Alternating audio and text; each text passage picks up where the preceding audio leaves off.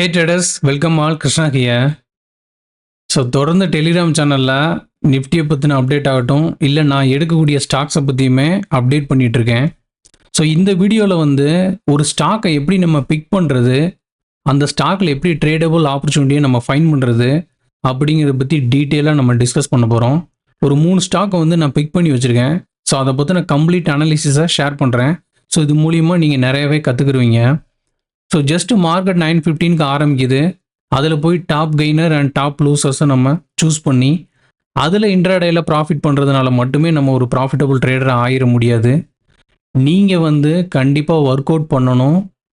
Market 9:15க்கு ஆரம்பிக்குது அப்படின்னா உங்களோட ஒர்க் அவுட்டுங்கிறது அதிகப்படியாக நீங்கள் டைமை செலவழித்து ஸ்டாக்ஸை வந்து பிக் பண்ணி அதோட இன்டெப்த் அனாலிசிஸை வந்து நீங்கள் கிளியராக பண்ணால் மட்டும்தான் கண்டிப்பாக உங்களால் மணி மேக் பண்ண முடியும்.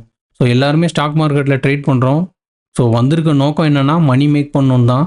ஸோ அந்த மணியை மேக் பண்ணோம் அப்படின்னா கண்டிப்பாக நம்ம வந்து எஃபோர்ட் எடுத்தே ஆகணும். அதில் எந்த ஒரு மாற்று கருத்துமே கிடையாது. ஸோ இதில் நான் பிக் பண்ணியிருக்க ஸ்டாக் பார்த்தீங்கன்னா நல்ல ஒரு ட்ரேடபிள் ஆப்பர்ச்சுனிட்டி இருக்கக்கூடிய ஸ்டாக் தான். ஸோ அதோட இன்டெப்த் அனாலிசிஸை நான் ஷேர் பண்ணுறேன். அது மூலிமா நீங்கள் வந்து லேர்ன் பண்ணிக்கோங்க. முதல்ல நான் சூஸ் பண்ணியிருக்கக்கூடிய ஸ்டாக் பார்த்தீங்க அப்படின்னா பஜாஜ் ஃபினான்ஸ். ஸோ பஜாஜ் ஃபினான்ஸை பற்றி நான் சொல்ல தேவையில்லை, உங்கள் எல்லாத்துக்கும் தெரியும். இன்வெஸ்ட்மெண்ட் பண்ணுற எல்லா பீப்புளோட போர்ட்ஃபோலியோலையுமே இந்த ஸ்டாக்கை நம்ம பார்க்க முடியும். அதே மாதிரி இன்ட்ராடே அண்ட் ஸ்விங் ட்ரேடிங் பண்ணுறதுக்குமே இந்த ஸ்டாக்கு வந்து நல்ல ஒரு ஆப்பர்ச்சுனிட்டி கொடுக்கக்கூடிய ஸ்டாக் தான். ஸோ இந்த ஸ்டாக்கை வந்து நம்ம அனலைஸ் பண்ணலாம். ஸோ ஒரு ஸ்டாக்கை நீங்கள் வந்து டெக்னிக்கலாக அனலைசிஸ் பண்ணுறதுக்கு டைம் ஃப்ரேம்ங்கிறது ரொம்பவே முக்கியம். ஸோ நீங்கள் சூஸ் பண்ணக்கூடிய டைம் ஃப்ரேம் வந்து ஜஸ்ட் ஷார்ட்டர் டைம் பீரியடில் மட்டுமே இருக்க முடியாது. For example hourly and 15 minutes 5 minutes candle மட்டுமே பார்த்து நம்மளால் ட்ரேடை ஃபைன் பண்ண முடியாது.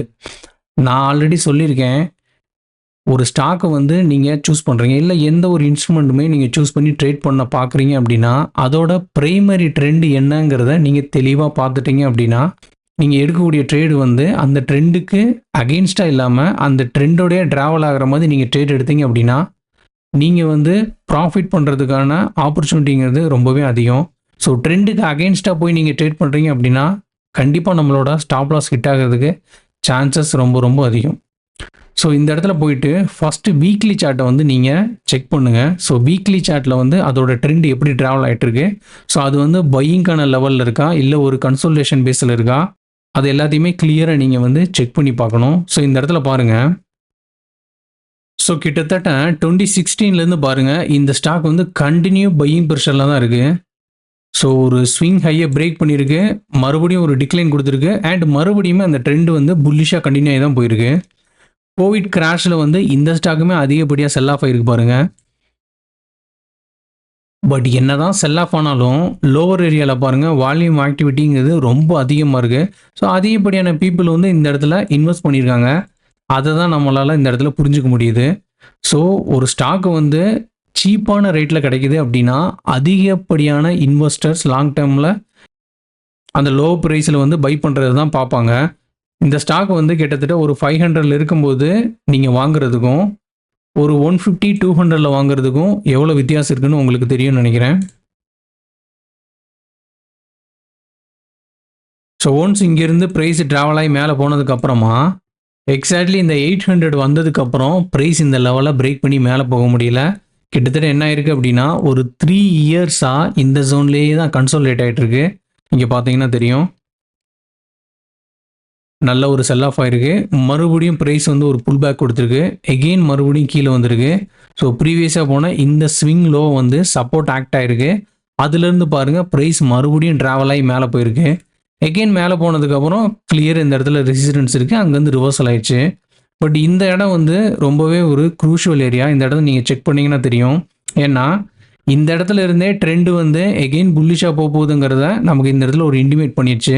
அதை எப்படி நம்ம ஃபைன் பண்ணுறது அப்படின்னா ப்ரைஸ் இங்கேருந்து ஃபால் ஆகும்போது பாருங்கள் இந்த சப்போர்ட் லெவலை வந்து ரெஸ்பெக்ட் பண்ணல, அதுக்கு பதிலாக புதுசாக ஒரு சப்போர்ட் ஆக்ட் ஆகி ப்ரைஸ் மறுபடியும் மேலே போயிருக்கு, மறுபடியும் கீழே வந்திருக்கு.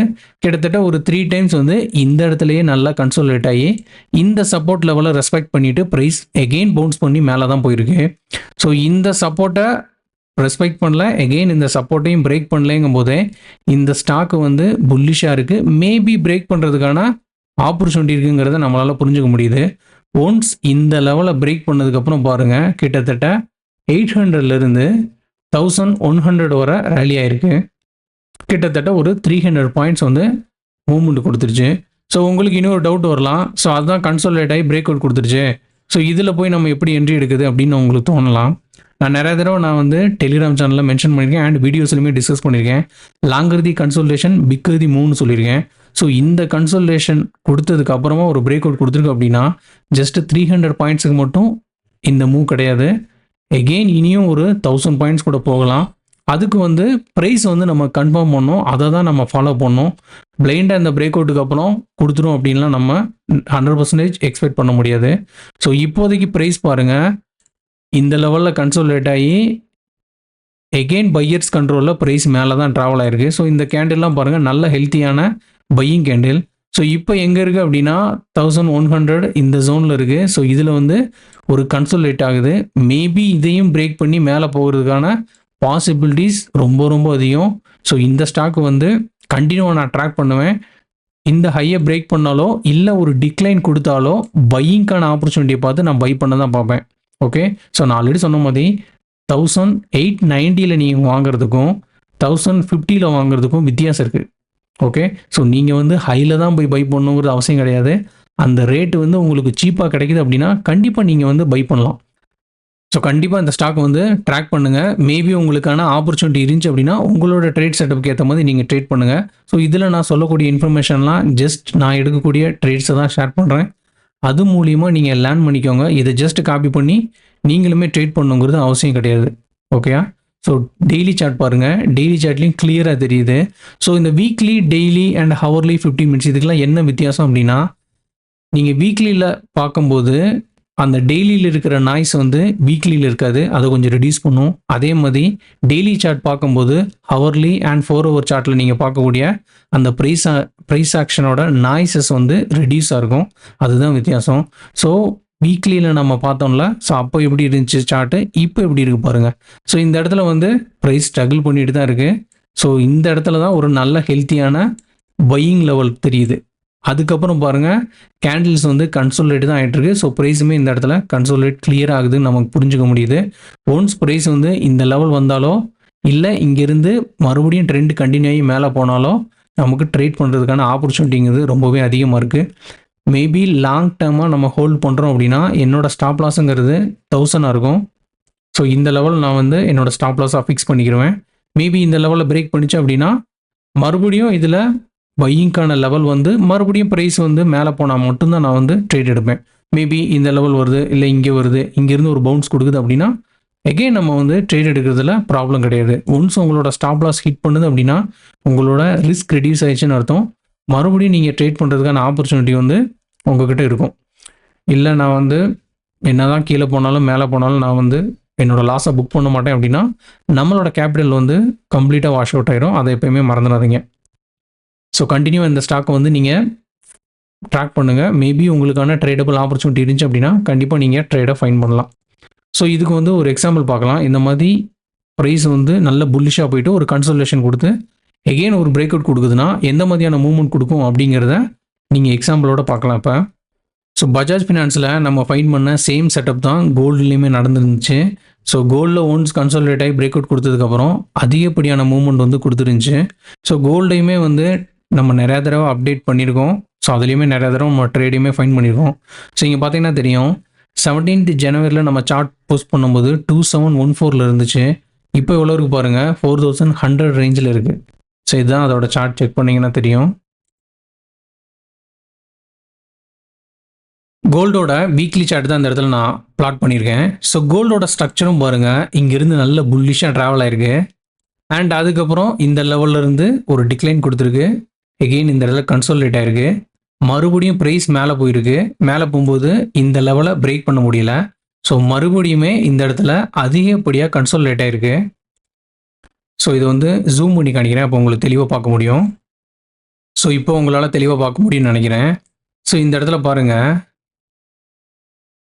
இந்த ரெக்டாங்கிள் சேனல்லையே தான் ப்ரைஸ் வந்து ட்ராவல் ஆகிருக்குது. ஸோ இதை பிரேக் பண்ணதுக்கு அப்புறமா, அதாவது 2024 ஜனவரியில் இது பிரேக் பண்ணதுக்கு அப்புறமா எப்படி ரேலி ஆயிருக்குன்னு பாருங்கள். ஸோ அதனால தான் சொல்கிறேன், லாங்கிருதி கன்சோல்டேஷன், பிக்ருதி 3. ஸோ ஸ்ட்ரக்சர் வந்து சேமாக தான் இருக்குது. ஸோ நம்ம ஆல்ரெடி பஜாஜ் ஃபினான்ஸில் பார்த்த மாதிரியான ஸ்ட்ரக்சர் தான் கோல்ட்லேயுமே இருக்குது. ஸோ ஒன்ஸ் அதை கிளியர் பண்ணதுக்கப்புறமா எப்படி ரேலி ஆகிருக்குன்னு பாருங்கள். ஸோ அதே மாதிரி தான் பஜாஜ் ஃபினான்ஸும் ரேலி ஆகுங்கிறது என்னோட எக்ஸ்பெக்டேஷன். ஸோ இது வந்து 100% நடக்குமா நடக்காதாங்கிறதுக்கு ஆன்சர் மார்க்கெட் தான் சொல்லணும். ஸோ நம்ம வந்து பேஸ்ட் ஆன் ப்ரைஸ் பிஹேவியர் வச்சு அனலைசிஸ் மட்டும்தான் பண்ண முடியும். ஓகேயா? ஸோ நெக்ஸ்ட் நான் சூஸ் பண்ணியிருக்க ஸ்டாக் பார்த்தீங்க அப்படின்னா கமின்ஸ் இண்டஸ்ட்ரி. ஸோ இது வந்து ஒரு ஆட்டோமேட்டிவ் கம்பெனி. ஸோ இதோட வீக்லி சார்ட் பாருங்கள்.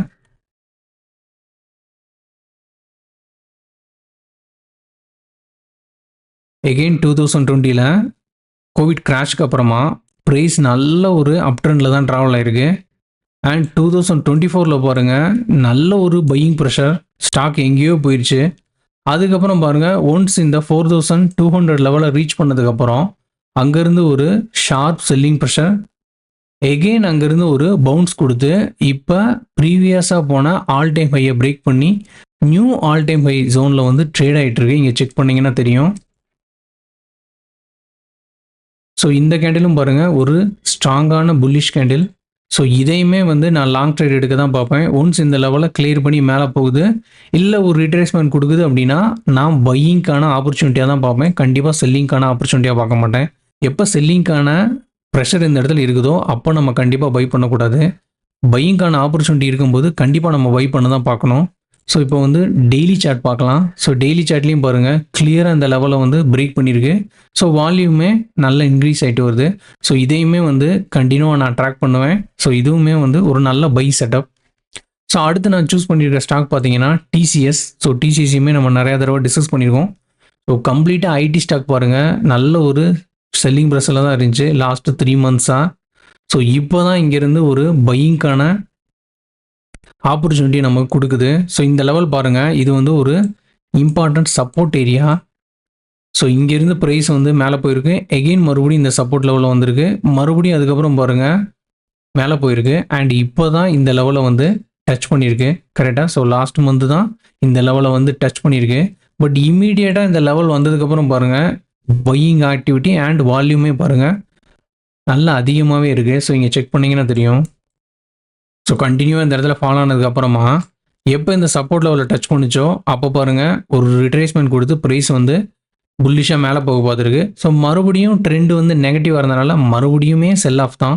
ஸோ கண்டினியூ செல் ஆஃப் ஆகுது. பட் இந்த இடத்துல வந்து பையர்ஸ் ஃபைட் பண்ணுறாங்கிறது கிளியராக தெரியுது. ஸோ இந்த இடத்துல லோ வந்ததுக்கப்புறம் பாருங்கள் மறுபடியும் பையிங் ப்ரெஷர், ப்ரைஸ் மேலே போயிருக்கு. எகெயின் லோ வந்திருக்கு, பட் வரும்போது பாருங்கள் இந்த லோ வந்து ரெஸ்பெக்ட் பண்ணல, இங்கேருந்து ரிவர்சல் ஆயிடுச்சு. ஸோ கண்டிப்பாக இந்த ஸ்டாக்குமே வந்து நம்ம லாங் ட்ரேட் எடுக்கிறதுக்கான ஆப்பர்ச்சுனிட்டி அதிகமாக இருக்குது. ஒன்ஸ் இந்த லெவல் வந்தால் கூட எகெயின் நம்ம வந்து பை பண்ணுறதுக்கான ஆப்பர்ச்சுனிட்டியை பார்க்கலாம். ஸோ இந்த லெவலை பிரேக் பண்ணி மேலே போனாலுமே கிளியர் பை தான். ஸோ இந்த ஸ்டாக்கையுமே நீங்கள் வந்து ட்ராக் பண்ணுங்கள். இது மூலியமாகவும் நல்ல ட்ரேடிங் ஆப்பர்ச்சுனிட்டி வந்து நம்ம ஃபைண்ட் பண்ணலாம். ஸோ இப்போ வர நான் சொன்ன 3 ஸ்டாக்குமே வந்து உங்களுக்கு யூஸ்ஃபுல்லாக இருந்திருக்கும்னு நினைக்கிறேன். மேபி உங்களுக்கு எதுவும் டவுட்ஸ் இருந்துச்சு அப்படின்னா கமெண்ட் பண்ணுங்கள். Definitely I will help you. Thank you. Bye.